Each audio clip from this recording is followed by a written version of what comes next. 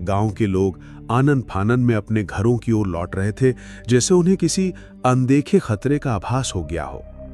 तारा अपने छोटे से घर के आंगन में बैठी आसमान की ओर देख रही थी। उसके चेहरे पर डर की कोई शिकन नहीं थी। उसका पति सूरज अभी तक घर नहीं लौटा था।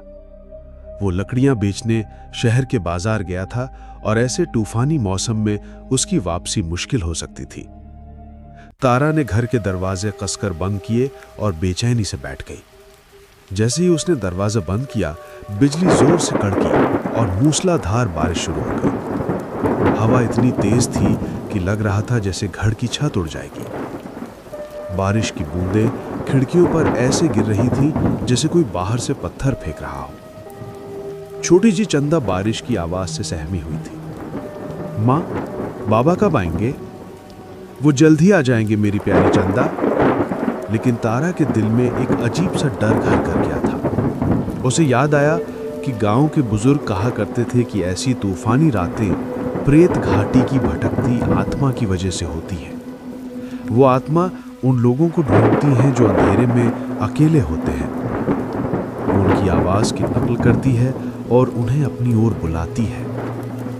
रात गहरी होती जा रही थी। बारिश की आवाज अब कानों को भेद रही थी। तभी किसी ने दरवाजा खटखटाया। कौन है? तारा, मैं सूरज हूं। तारा चौंक गई।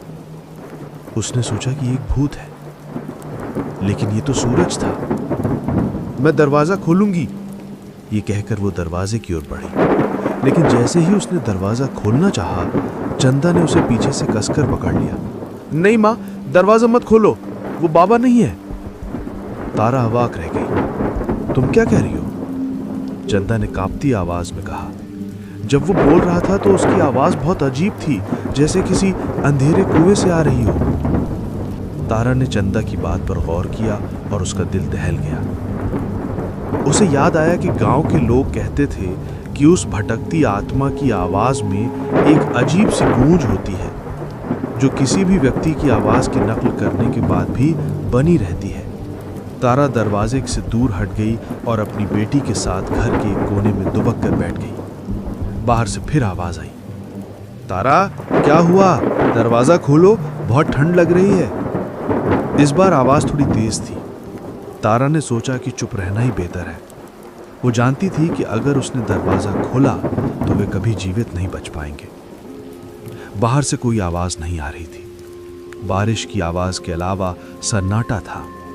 तारा ने सोचा कि शायद वो आत्मा चली गई है।